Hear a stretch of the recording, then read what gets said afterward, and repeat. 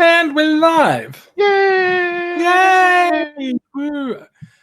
Did anyone listen back to last week's episode to see how much stuff got cut out of it and how many things Brad got to stick at the end? Crickets. Very good. Sorry. Very good. Okay, for a second. I assume as soon as it's Nothing uploaded, changes, it's Max. perfect. Yeah. No. As soon as the show is finished, it is like it's like a perfect little ball that you just like you grab and you just put it up on a shelf, and it's done. Every episode. We've done this 194 times. Let's go for the 195th. The big question. No, I'll ask the big question after we start the show. All right, ready? Yeah. Set. Are you sitting comfortably, everyone? Yes, Mr. Jason. Yes, Mr. All right. Murray. Yes, good. All right. Very good. Welcome to Australian Transformers Weekly. We are bringing you Transformers news from around the world in Australian accents. This is episode 195. We're 5 away from the big 200. We are recording live on Friday, 12th of June, 2019. This week, there's actually a lot of siege. There's a lot of siege. You might say the show is under siege. And that's actually about it. There's siege figures, and I think there's a couple of photos of a masterpiece or something. That's coming up after this.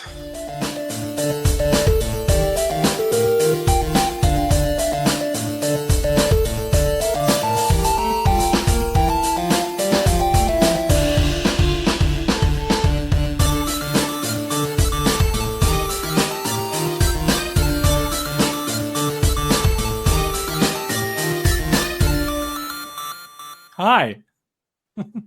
Hello. I'd say more drunk, but hey, that's just me. Who's more drunk? Am I drunk? Am I meant to be drunk? I wouldn't mind being drunk. I could be drunk. Go on then. Should we do a drunk cast? Yeah. I can't now. I mean, look, there is a cask. There's like a box of wine out in the living room, but like I can't.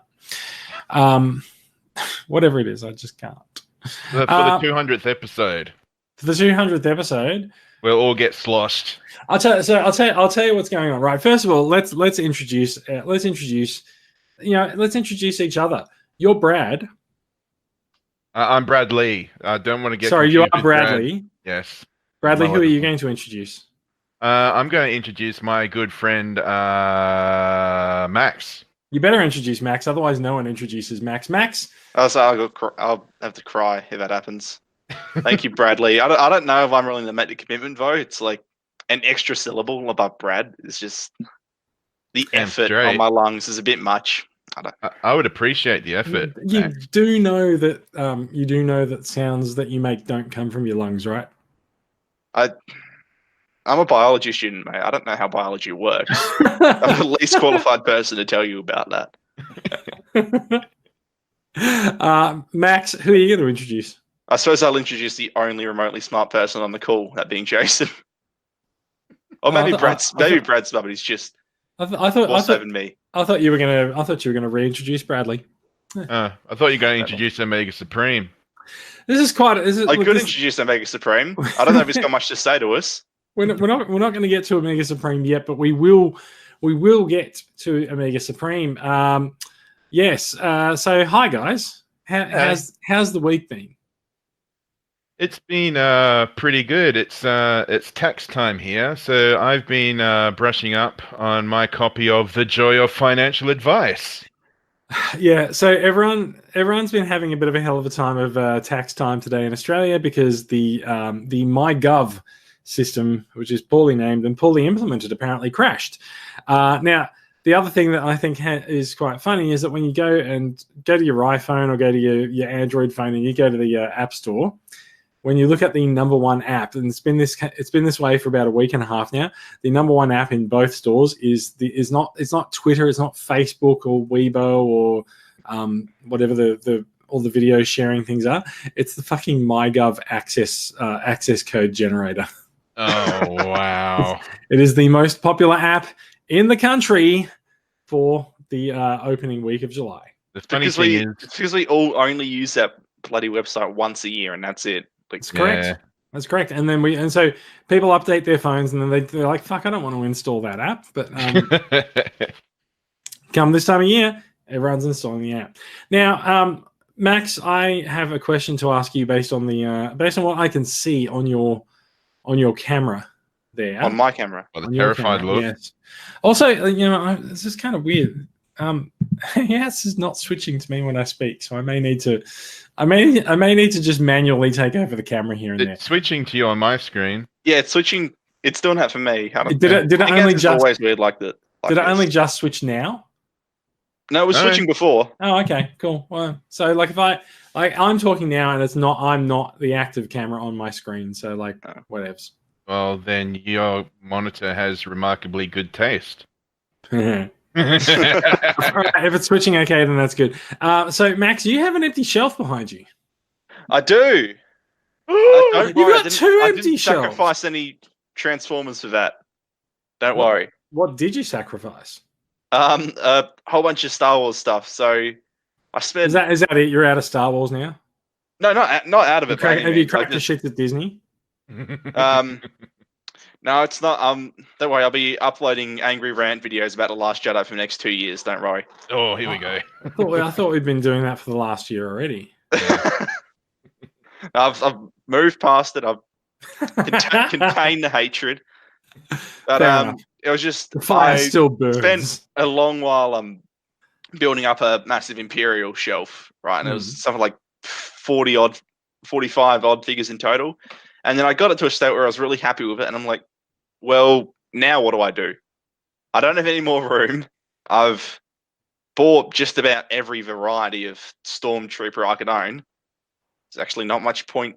I didn't really get any satisfaction from it anymore. Like, there's things where you can get a display together and it stays there, and I feel satisfied with it. But that I just sort of, it didn't hold the same appeal to me, which is kind of a shame because it's something I was quite proud of. But it netted me a bit of money and it cleared some space, so it worked out in the end. And it's just something where it's fun to put together. I see. Yeah, no, you're right. That is a bit of a shame. No, but well, yeah. Oh well. I've so I after last week's show, we got a request from Darius Sigma to get a photograph of all of my Seekers, because I've got all 31 Seeker molds. So I thought. Oh. It does appear to be a Henke Ramjet missing. I'm fairly sure that he's in a box somewhere, and I just don't know where he is because I've just moved house. So I don't know. Is this the classic Seeker mold? Yeah, the classic Seekers. Like, I thought I'd packed them all together, but I also vaguely have recollections of a Seeker going into a box on his own. And so there's one Seeker missing, and I'm desperately hoping that is actually the Seeker that I'm thinking of. But otherwise, I'm gonna have to go out and buy myself a Henke Ramjet. So yeah. Oh, good luck with that. Well, look, I'm going to TF Nation, and I'm going through Singapore to get there. So like, chances are all right that like I might get one for under $200. Yeah, that's the golden price, under $200. It is kind of the problem, isn't it? Yeah. So yes, like I may have lied when I said I had all 31 of the Seekers. I mean, there's a bunch of KOs sitting on the desk, so I decided to take the KOs off the display shelf, and I might just put them up somewhere else. We'll see how I go.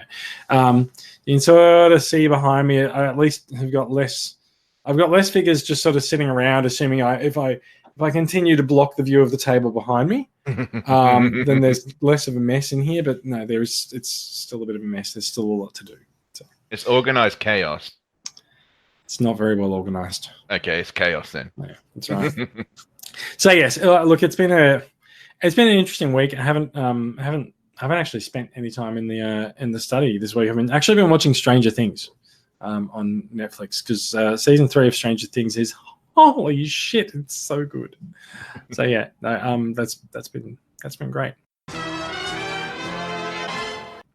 We're going to move swiftly on and get to the news. Straight into news. Hasbro news. That will take us into some news. What news comes from via yonder?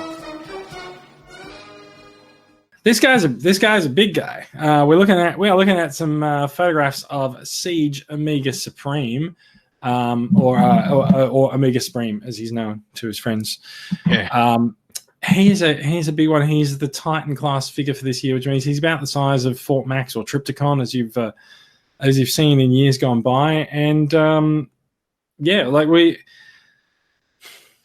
are we saying? We are expecting him to hit release pretty soon now. I think. I think it's about September, wasn't it, or is that online?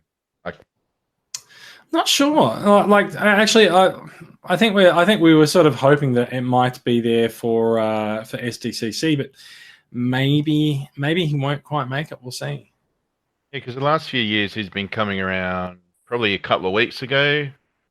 So it's a bit weird. Maybe it could be a surprise for SDCC because that's this weekend, or is it next week, or is it next weekend? I believe next weekend. Could be a surprise, but hey, here's an Omega.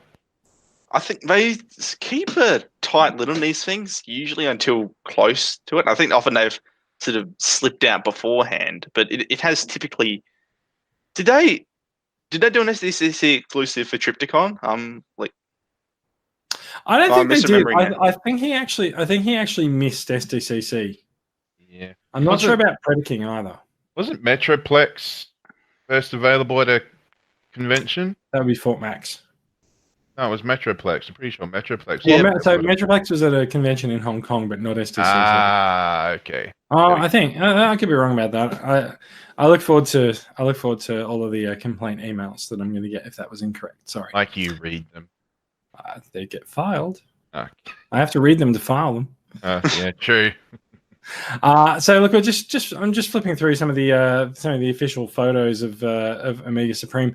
They are coming from the Dengeki Hobby web, the website for the magazine.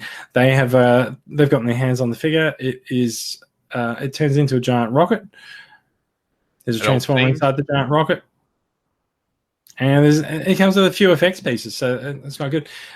Very, very, very big, because we are looking at a photograph of a Voyager class Optimus Prime, and he literally comes up to his knee, the Siege Voyager Optimus Prime. And he's a big boy. He poses quite well. There's a lot of detail, and there's a lot of detail in his pieces, but he also sort of retains some of that G1 simplicity, I think. Yeah. He's looking to be amongst them, like maybe the most posable Titans so far. Like, I don't know. We'll wait and see how the in-hand quality reports turn out. But everything we can visually see of him, I find there's very little to say about him because there's very little to actually take issue with. Yeah, fair enough. I mean, looking at this photo, right? You've got a feel for poor Omega Supreme. He has no hands.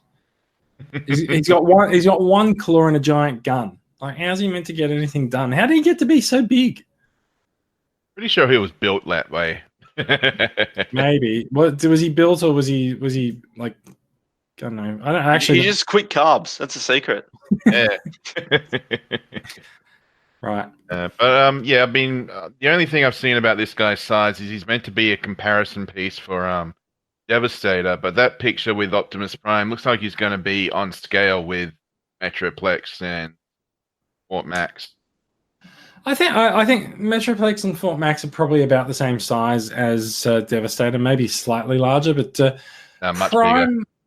Prime, the Voyager Prime. Remember, it is just a Voyager, and the Siege Voyagers are quite small. So, I think the Siege Prime comes up to about Devastator's knee as well. Who's the little guy? Got a name? He is Countdown, I believe. Oh, okay. Yes, right. yes. His MicroMaster partner is called Countdown. Okay. Countdown was a base in G1, and in fact, Countdown was a rocket ship base in G1. So, it's kind of fair enough. Yeah, he looks all right. Like Max was saying before, wait to see in-hand reports on him, and I've seen a few in-hand reports of Jetfire, and that looks to be a bit. Hopefully, Omega Supreme is a bit more. Bit. As far as Jetfire goes, I know a couple of people who've gotten him this week because Robotoys got them in stock and shipped them out to people, and the reactions have all been pretty good. People seem quite happy with Jetfire. At least one person who I spoke with who has a Jetfire in his possession said that he thinks Hasbro's engineers played a bit with the Fans Toys Phoenix Okay. before setting out to design a Jetfire, and then decided, yep, we're going to do a better Jetfire. Well, I mean, I've only seen a few, and I think one or two of them had a bad copy, like a few production errors and such. So, yeah. I did see a photograph of someone showing a paint chip on his face, and someone responded and said, "Yeah, but the blue is missing from the crest on his head as well." And the person was like, "Oh, I didn't notice." So yeah, I mean, look, they're not collectors. They're not collector piece toys. They are toys. So there's going to be some imperfections. They're not always going to be perfect out of the box. Especially, I think when you get to an engineering project that's the scale of like a Commander class or a Titan class Transformer, like you're going to find, maybe the paint wasn't correctly applied to one of these pieces or something. I don't know. It is what it is. I think it's kind of a trade-off for the size of the figure. Is that sometimes some of the details might be a bit off. I don't know. Yeah, I'm looking forward to this guy though, because in the secondary market for G1 Omega Supreme, he's always missing the yellow clips, and it looks like this guy doesn't really have yellow clips. He's got a few yellow pieces, which looks like they're like an homage to the yellow clips on his shins. I believe that might actually be correct. They are meant to sort of evoke the clips. Yes. Yeah. So yeah, looking forward to this guy. At the moment, I have Year of the Snake Omega Supreme. And he's a pretty good size. He's actually a very different Omega, isn't he? Yes. He's he's like the Energon one done up in a G1 style. Yeah, he transforms into the two trains like the Energon mold does. He's pretty cool, but this guy looks to be far more Omega and Supreme-y. So looking forward to him. Max, are you going to be getting this guy? Is he going to sit in that empty shelf space behind you? I don't know if that empty shelf space is big enough for him, unless I maybe chip the cabin on its side. I think you're correct, actually. It's probably a pass for me, just on account of space. But it's something I'm curious to see how it turns out, because I do think it looks like a really excellent figure. But to be honest, it's probably not for me. Yeah. Look, I have a thing with the Titan figures. I don't like to buy them until they come down to $150. I'm now once this comes out, I'm now Titan behind because I haven't picked up Predaking, and I'm not actually sure that Predaking is going to hit the floor like Fort Max did and Trypticon. But look, I think maybe they will. Maybe later in the years. I think late last year was when Trypticon's price dropped low enough for me to sort of dip in there and get him. So Predaking will come down, and so I'll be picking up Omega Supreme late 2020 probably. Yeah, Predaking, you're right in that just haven't really seen any significant drop. It's like 50-50 with a lot of major releases nowadays in a Generations line, whether or not they really retain their value and sometimes go up, or they just plummet. Well, so I think Predaking is still $300 from Maya. Maya seems to be the place that consistently has him in stock. I think he's about $300. Prices are too high for anyone to buy him. I was just going to say they actually have the cheapest deluxes in Australia at the moment at $27.95, but they also have a 20% off sale. That's their 20% off sale in action. So 20% off $300 is. What are we talking? $60. So it brings it down to $240, which is more palatable, but still more than I really want to pay for a Titan. Yeah, fair enough. I mean, I got Predaking last year, I think, and if you're not really set on getting him, I wouldn't recommend. He's impressive to look at from like an engineering and how they were able to achieve all that, but there's not really any incentive to desperately go out and get him. Yeah, no, I understand and I agree, which is why I don't have him that much. But, yeah, I haven't really felt the need to get him that much. I mean, plus another thing against him is he has an awful lot of stickers. Ah, that's all right. I don't mind stickers. Yeah. I just leave them on the sheet. Fair enough. All right. Mega Supreme is coming out soon. Not entirely sure when, but we should expect to see him coming out shortly. Some official photographs of Transformers Siege Bluestreak, the police car that is not blue.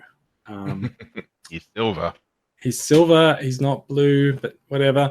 We are looking at a repaint of the Siege Prowl mold, and I gotta say, like, the more I see these repaints, so we've seen Prowl redecoed into Ricochet, and we've also seen him redecoed into Barricade as well, and kind of feel like they started with the most boring version of the mold possible in Prowl, because all the repaints have looked great. Yeah, it's also like, who's going to really care about Prowl nearly as much as any of his other characters? Like, I get it, it's Prowl, but there's other options for him, right? It's, I don't know, the others, it feels like it's, you know, a big new thing. It's exciting, especially for, actually, we got a Prowl in Combiner Wars, didn't we? We did get we got most of the Autobots in Combiner Wars, but they were shadows of their real selves. I mean, it's not like the other characters, with the exception of Barricade, are absent, where Prowl is usually present, right? They're easy repaints, so they always do them. But I feel like Prowl is a character that's present in just about every iteration of G1 there is, and he's sort of just, I know he's a bit too much of a staple, and his color scheme's a bit. I find the Siege version of Prowl is just too white. Yeah, he's just unexciting in a way. Whereas if you look at these other guys, you know, Smokescreen, you know, bright, exciting color scheme, Barricade, first time you've had him done in this style, and Bluestreak, in my opinion, seems to wear the mold like twice as well as Prowl does. Like, if you compare it feels like the mold was made for Bluestreak. It's just a matter of the color separation, like the way that the colors are placed on the figure, sort of slims down the proportions a bit. Just from visually, it comes across as a lot cleaner. Yeah, I think part of it is the red, and I think also it's the black. He's a darker figure, and you know what they say, black is slimming. I really do like the picture of the alt mode, though. That alt mode does look pretty sexy. I'm not gonna lie. The alt mode doesn't look that different to Prowl's alt mode to me, but like Prowl's alt mode is sort of like a futuristic car. It's sort of like, I don't really much care for it. Like you can sort of see like the door on the side of this is a bit weird. But sure. I don't know. The only reason I'm looking out for, you know, interesting Prowls is I've got the Henkei Universe Prowl, Smokescreen, and Bluestreak, and I've never really liked that mold because the door wings always pop off. He becomes a bit of a parts warmer. So you're looking for a bit of a replacement for them. Definitely, yeah. And these guys look pretty cool. I must admit, like, I don't think I've fully appreciated the Generations mold for these guys very much. Well, I don't think I've fully appreciated it. I got them all in a single purchase all at once, and so when I put them up on the shelf, it was more sort of a bit of a chore to get them all out and put them up, and then I just sort of left them there and forgot about them. So I don't know if I've really taken the time to really take in the Generations versions, but like I said, the Siege version, I'm not unimpressed with it at all. But like looking at the car mode, I really don't like that door. But whatever. Yeah, the only thing that put me off about Prowl in Siege is just the whole Cybertronian aspect. Like, he doesn't look like a Earth cop car, and also the battle damage and the Cybertronics kind of. But this alt mode here, he actually does look like an Earth car. Which is weird since they're on Cybertron, but whatever. Well, yeah, I know. He doesn't have Cybertron-y characters on him, and I think this is true for all of, because this is Hasbro eShop thing, isn't it? Or is it part of the retail? Well, let's talk about that. Let's go to the next image here. So this guy has some slightly different packaging to the rest of the Siege line, but he is a part of the Siege line.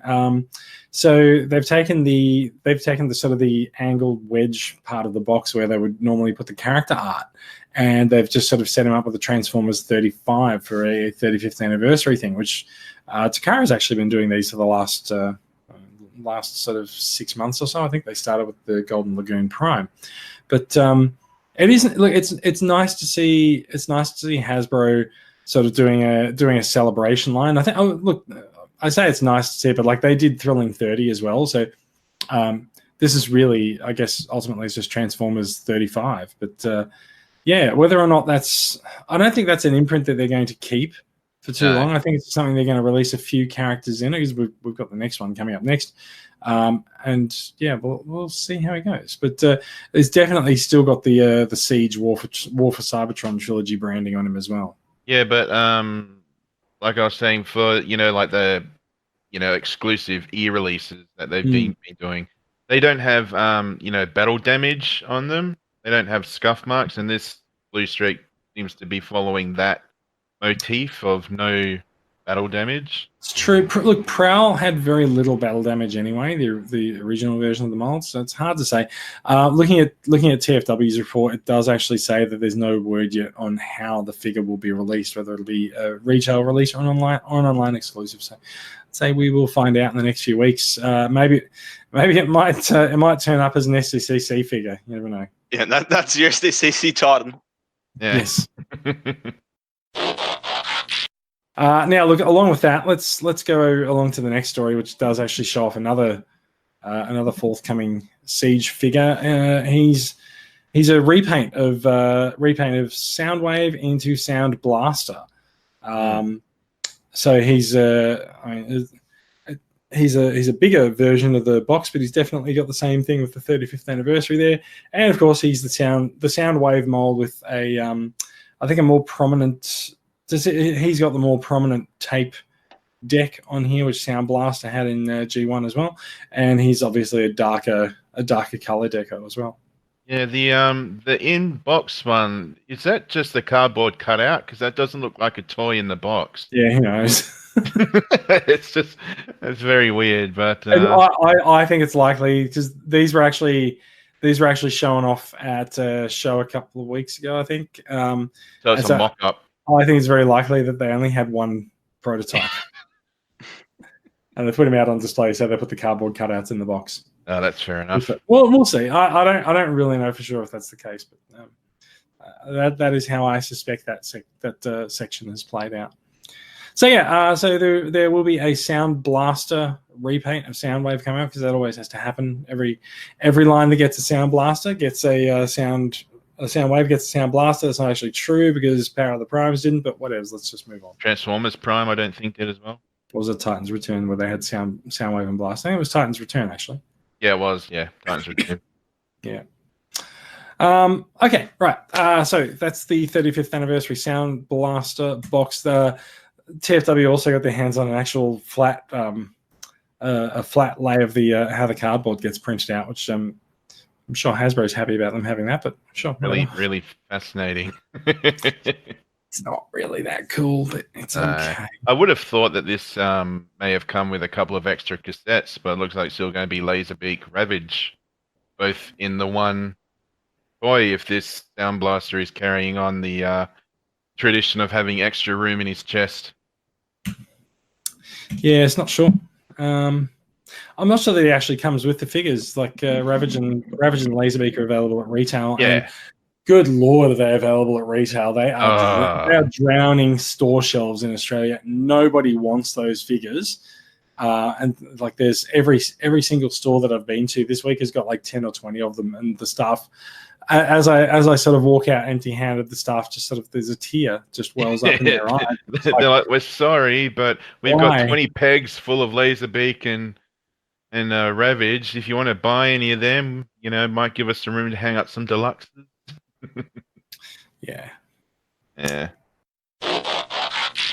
No, we have seen like I said, there's a lot of generations and Hasbro and Siege in tonight's story list. So we have seen another Generation Selects figure revealed, and she is the Fembot Lancer.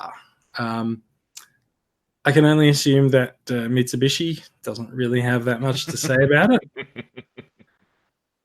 But yeah, she is the brightest Lancer I have ever seen. Usually Lancers in Australia are white, or silver, perhaps. But she borrows a Mitsubishi car name, but that's about all she borrows. She is a repaint of Moonracer, I believe, since she's the combiner. So Moonracer became Siege Greenlight, who was another combiner limb. Hasbro's sort of backfilling the combiner limbs from Power of the Primes, where they sort of dropped the ball with Elita 1. And who was the limbs that got released in Power of the Primes for Elita 1? I think they were like maybe a Decepticon or two. I thought it was Moonracer. Oh, Moonracer and something else, but probably some of the Dinobots. Well, the Dinobots are not meant to be part of it. So, the all put together, the Fembots are meant to make up Orthia, Combiner, and so this is the final limb. This one is specifically a repaint of the Greenlight mold from Siege, who has the Combiner port and is a bit of a reworking of Moonracer, I believe. And so she's got a very, very bright color scheme. It's upset people a lot, but I also think that the orange and purple kind of do actually go together with each other fairly well. But no, I understand why people are annoyed. It's complementary colors, and they do complement each other well. Yeah, so it's just a matter of people aren't really used to this gaudishness. I mean, G2 was a thing. We should be accepting of this. Well, so people aren't used to this gaudishness on this figure, I believe. Like there was an expectation that it would have colors that were not quite so out there. I mean, it's G1 accurate, Ish. It's a bit more turned up than the actual cartoon model. Yeah. This just looks like a companion piece to the Primus that came in the last night toy line, wasn't that? The blue and orange planet Cybertron Primus. Yes, that's correct. Yeah, does Hasbro just have an obsession with this particular color scheme? I think it's possible. It's like someone needs to ask John Warden at SDCC. Dude, someone please do that. It's like that. There's a study where people actually put movie posters over like the last 50 years side by side, and in the early years of cinema, there's lots and lots of different color variation, and now every single movie poster is basically blue or purple with lens flares. Yeah, lens flares and stuff. But like the predominant color of all of these posters has become blue. It's really weird. But yeah, no. So the predominant color of all of these things has become G2 bright neon. Yeah, that picture there made me think of was it Sentinel Prime you saw in G1? Like he was the original sort of bearer of the Matrix, gave to Alpha Trion. It really rings of that particular character model to me, and I don't know why. Because this is female, he wasn't. It just looks very odd. I gotta say, I don't know. And it looks like she's got a donut on the end of her gun. I was thinking that I feel like that's an effect that someone's added to the photo. Yeah, bit cheeky. Didn't know, but yes. Moving on. Final story. No, second last story. Just some new pictures of the Masterpiece Jazz. And since we have other Masterpiece movie figures around, they've sort of put half of Jazz in Optimus Prime's arms. So good on them. Still, the fact that they included this gimmick at all still gets me. It's amazing. I didn't know they had this gimmick, and then the first picture we saw was Jazz in stretched out mode, and it's like, wow. Really? Did you not know? Oh, fair enough. No, I didn't know. So yeah, look, there's a few photos have been released. I believe these came via Autobase HE, the website, and yes, you can most definitely split him into two. But there's a lot of nice comparisons with other movie Jazz figures there, and there's a human running in front of him. I think that's meant to be Sam. And he's he's a very detailed figure, like most movie masterpieces. Not Is for it me. just me, or do obviously. the robot mode pictures here look obscenely better than the ones in that they officially released? Like, Oh, you're probably right. These guys are fans, so they're going to go to a lot of trouble to actually make their photos look good. Really. Yeah. Looking pretty. I do like how he's posing on the other Jazz, like when he was introduced in the first movie. Like, this will look like a cool place to kick it, and he just jumps back, and yeah, it's pretty cool. Yes. Masterpiece Jazz. When is he coming out? I'm not quite sure. He's dead. It's worse than that. He's due in the next month or so. Actually, you know what else? You know what else is due in the next month or two is MP44 Optimus Prime 3.0. Ooh. oh, that came around quickly. It is. So it is July. July has come around very quickly in the year of 2019. So, yeah, we are expecting to start getting our hands on a new Optimus Prime very soon. I'm detracting from Jazz, but I'm just trying to talk about Masterpiece figures because I kind of don't care about Masterpiece movie figures. Fair enough. I thought that was a segue. Not so much for segue, but last news story for tonight. We will jump over to it. It is a third party from third party Mech Fans Toys. They are teasing Astrotrain as one of their upcoming releases. Just checking to see where is there a available date. No concrete information on release date or price because nobody likes to actually release any information that's useful to people who are looking at their products. But so we do have a look at how Astrotrain looks in jet mode and train mode with a bit of a lot of molded detail on the edges there. Yeah. And that's it. We don't have his robot mode at all. It's like this fantastic looking jet mode and train mode, like especially for a Legends class. And then there just isn't a robot mode because it's so small. You can't achieve it. So it's just for jet and the train. No, I'm sure there'll be a robot mode, but they just haven't gotten around to completing it yet. They haven't shown it to us. Yeah, lots of molded detail. At first, I thought this was their masterpiece line, but then when Max said the Legend scale, I have seen video reviews of the Iron Sky line, and it looks like they do a lot of great engineering and such. So this is obviously going to be another addition to that line. That's true. Good. I don't own any of the figures. Do you, Max? Oh, I think I do, or maybe I used to. I think I. They were I on think that I actually owned their KO of it once. Huh. So not the best indicator of quality. Perhaps not. Perhaps. But their KOs are nice. Okay. Yeah. So I'm sure I have heard good things about their original work, so I assume this will be in the same vein. But I can't speak from personal experience. Yeah. I don't have that much of a Legends collection, so yeah, this is a bit Legend. Headset Legend. Top bloke. So that is it for news for us this week. Before we get on to new acquisitions, as I'm sure there are some. Everyone all right? Yep. Yeah.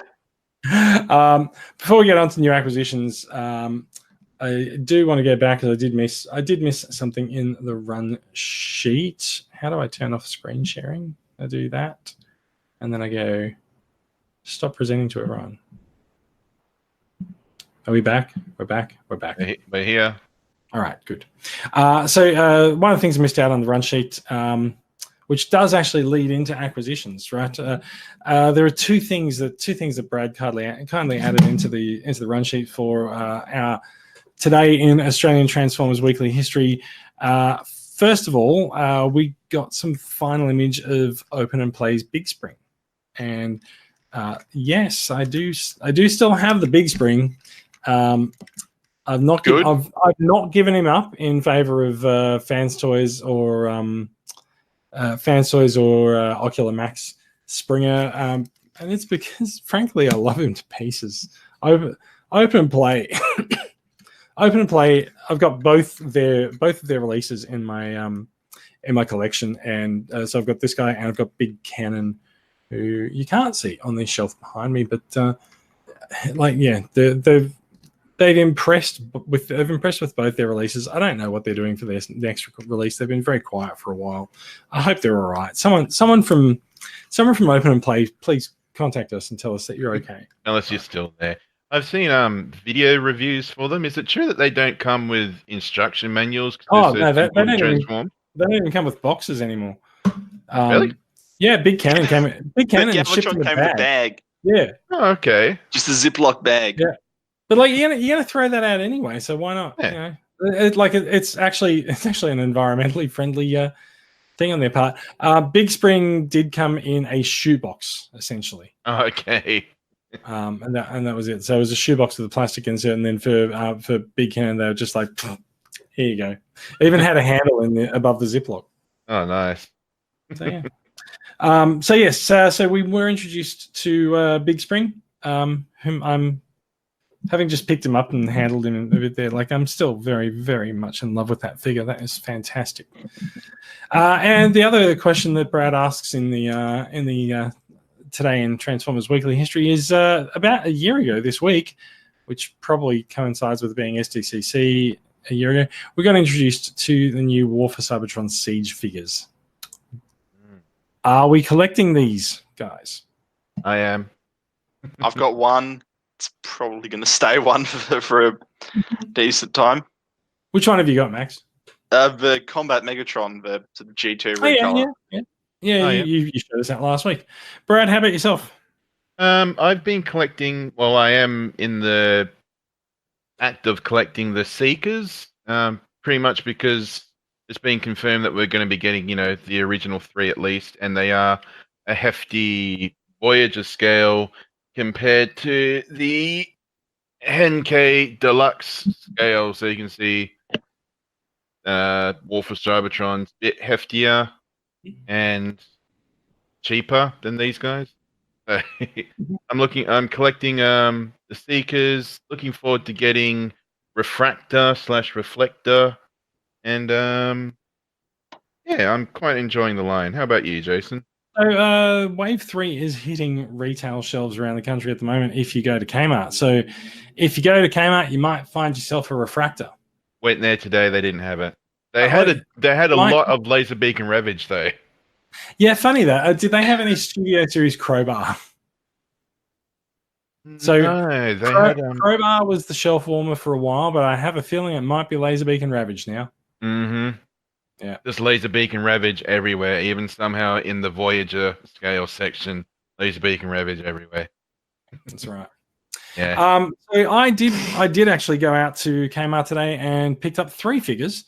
The first is not very well, he's a bit surprising. So New South Wales missed out on a lot of Siege figures. So I picked myself up Hound. Hound has sort of come back in Wave 3, so he's sort of been reissued, and looking forward to playing with Hound a bit more. It was the only, so yeah. Out of Wave 1, I actually do want Cog and I do want Sideswipe as well. Excuse me. I did pick up Skytread from Hobbyco when they actually had Wave 1 figures. I just didn't buy too many that day because I figured that they would come out and they'd be cheap. Yeah. They'd be cheap on sale, but I didn't figure that New South Wales would miss Wave 1 almost entirely.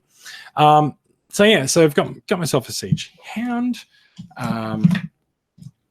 also in the same Wave 3, also picked up a Brunt. Now, I did actually get to play with Brunt a few weeks ago, and just found him quite fun to play with. There's quite a lot of options, like bits of him come off and everything, so you can attach them to others. He's a weaponizer, is he? I believe so. I'd have to go and check the box, but I have to pull it out of the recycling. And I just want to point out, like, this just sort of goes to show just how versatile the Siege figures are with their posability, right? So you can see, so I've got Red Alert in my hand. He's a repaint of Sideswipe. Never got Sideswipe from Wave 1. I'll have to acquire him later. But so Red Alert swiveled his waist, swiveled his ankle, and lots of posability options. Like the Siege figures really are quite dynamic with their posability. So I'm very impressed. And also apparently Sideswipe was actually just one of the best figures of the line so far. So it makes sense that a repaint of him would also probably be one of the best figures. Yeah, it's been impressive to see that stuff like ankle tilt seems to be almost universal with this line. Very true. Yeah, they really do show that Hasbro is making a bit of an effort to implement these things that fans have been saying for a while that they want. Whether or not, like, you can't just sort of recognize, hey, there's a lot of third party toys out there and they have ankle tilts and people like them. You need to get your engineers to think in terms of implementing ankle tilts, and you need to sort of engineer that. And I think you also need to engineer it in at the base level of design for a product line instead of just doing it here and there. I think they're also starting to aim more not more, but a bit towards the collectors displaying sort of market instead of just a cash grab for parents to buy for their kids sort of thing. Maybe. I've been talking with a few people today about sort of what does and doesn't sell in the local market, and I was chatting with Declan this evening, and he sort of said that there's been a lot of a trend lately of kids not really wanting to buy kids not wanting small toys; they want big toys. And we can see that in the Transformers line with the Titans that have come out the last few years, but also this year they've slipped an extra big toy into the line with Commander class Jetfire as well. And so you kind of wonder if the days of some of the smaller figures like the deluxes might go away. We might end up with a line that has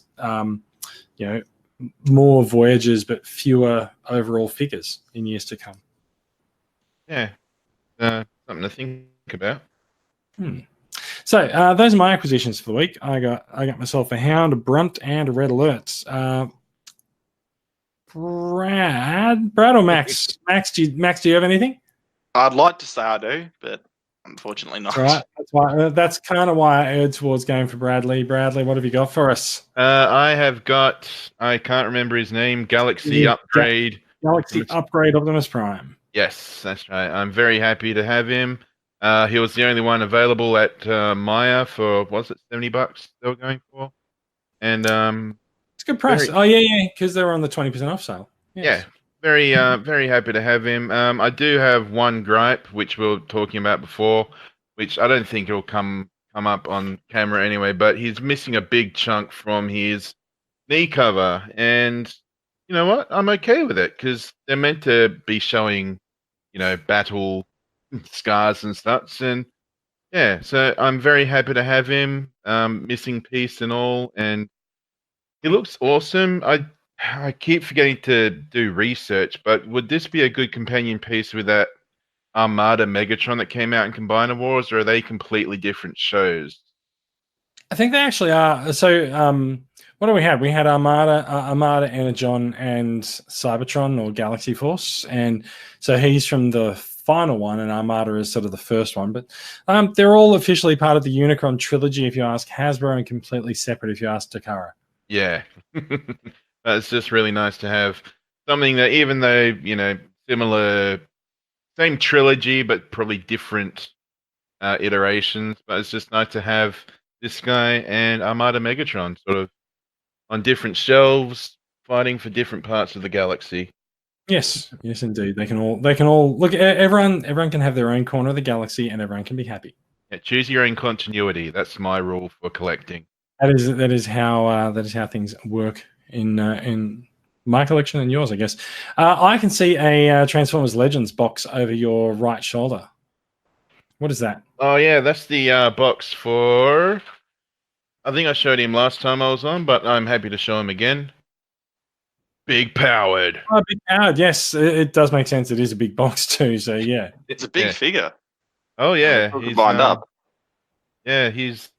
I mean, big powered is not messing around. It's right there in his name. Yeah, big powered. It's nice how they just called him big powered because there's not really a name you can apply to this, is there? Big powered tank, maybe jet, certainly. But what is he? What are you? He's awesome, if nothing else. Happy to have him. Hopefully, I'm going to be able to get the dust off the old review area and start doing some Transformers reviews again. That would be good. Mm-hmm. All right. Without too much ado, that's actually about it. We've reached the end of the show. We've gone through our acquisitions. We've gone through this week in, and most of it we've hit all the news points. Did anything else happen this week that we need to know about? We've hit the hour If mark. we can't think of it, we didn't need to know about it. Very good. Very good. That's true. All right. In that case, and since we are pushing the 1 hour mark, although I think we might be a little bit under still, that is it. We're gonna end the show. Thank you very much. And now we did mention earlier in the show that we are heading towards number 200. It's a little bit unknown as to whether or not we're going to make it. We're not sure if we're going to make it to 200 episodes before Hangouts on Air goes away from YouTube. So we're not entirely sure if you will see us for the 200th episode, but we will still be around and we will still be recording shows. You will be able to hear us. You will be able to hear us. There will be some form of audio podcast at least to listen to. No idea what the rest of it's going to be like. So yeah. Should we say the wheels are in motion? No. Okay. No, because they're not. The wheels are being retracted. retract the wheels. Yeah. We don't really know what's going on with them. So yeah, cool. All right. So thank you very much for listening. The podcast is a production of Transformers Collectors Club Australia. The club is a registered non-profit organisation in the state of Victoria. It's run by volunteers donating their time and money to make the club better for everyone and make life better in general for everyone. We like to connect Transformers fans around the country, and we do it by engaging the collecting community. You can find out more about the club, including affordable yearly membership options, because it is membership time at the moment. The club runs on a financial year membership basis, and memberships do start at $5 a month. If you'd like to get in touch with us, you can find us on the Transformers Collectors Club Australia Facebook page, and you can also contact us on Australian Transformers Weekly on Facebook.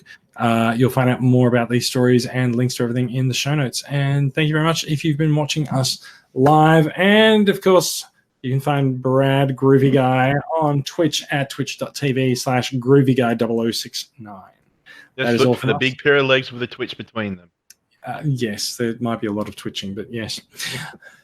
Anyway, thank you very much. That is all from us, and we will be back with more Transformers news in episode 196 next week. Thank you, guys. Bye-bye.